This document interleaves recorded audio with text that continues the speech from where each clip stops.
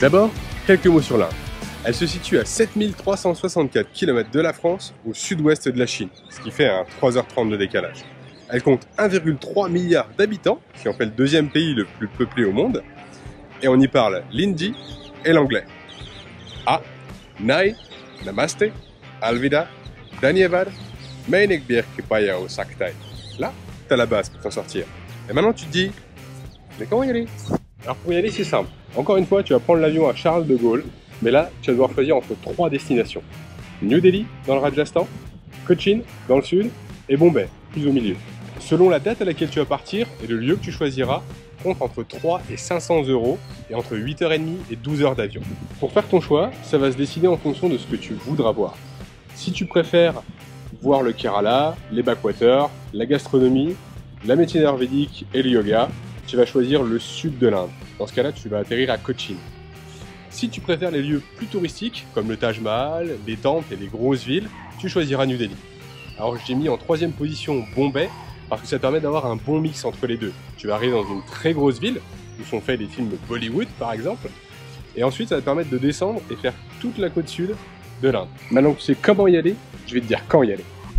Alors la meilleure saison pour y aller, que ce soit l'Inde du Nord ou l'Inde du Sud, c'est de novembre à mars. Tu auras des températures entre 30 et 40 degrés et quand même 80 à 90% d'humidité, ce qui fait pas mal. Ce qu'il faut savoir, c'est qu'en Inde, tu vas à peu près tous les paysages. De la forêt, la mer, la montagne, des plaines, le désert. Alors choisis bien la période où tu veux y aller en fonction de ce que tu rechercheras. Niveau visa, tu as un formulaire à remplir sur internet. Ça va te coûter à peu près 100 €. Ça te permettra de rester 90 jours dans le pays. Pour les vaccins, là il y a du monde. Il y a l'hépatite A, B, la rage, la typhoïde, l'encéphalite japonaise. Alors ce que je te conseille, c'est de prendre des probiotiques quand tu vas aller en Inde. Ça t'évitera de passer toute la journée aux chiottes et visiter que ça. Tu vois ce que je veux dire? Si je devais donner 5 immanquables à faire en Inde, ce serait pour la partie sud, faire une croisière dans les backwaters avec un bateau, et en profiter comme tu es dans le Kerala pour découvrir la médecine ayurvédique et tous les massages qu'ils peuvent faire.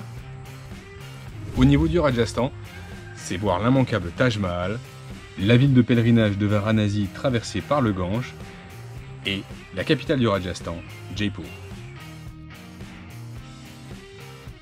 Niveau budget, l'Inde, c'est un pays qui n'est vraiment pas cher. Pour les logements, avec Booking, tu trouves facilement des auberges de jeunesse bien notées, propres, et tu peux même avoir la douche et les toilettes dans ta chambre perso. En moyenne, ça fait du 16 € par nuit. Pour la bouffe, même budget, 20 € par jour, respecté, et on a très bien mangé. Pas mal de petits restaurants, plutôt que du street food pour des raisons sanitaires évidentes. Par exemple, un thali, la spécialité là-bas pour le midi, à base de riz et divers accompagnements en fonction de la région où tu es, ça coûte 3 €. Et ça cale. Le plus gros poste reste les transports internes, parce qu'on a voulu voir beaucoup de choses et dans plusieurs régions. 816 € à 2, qui inclut quand même 3 vols, 6 trains couchettes en seconde classe, un bus couchette et divers taxis, tuk-tuk et métro. Le reste, c'est tous les massages que je me suis fait faire et un peu d'entrée dans les temples et les parcs nationaux. Alors l'Inde, si je devais résumer ça, bilan vraiment positif par rapport à ce qu'on pensait avant.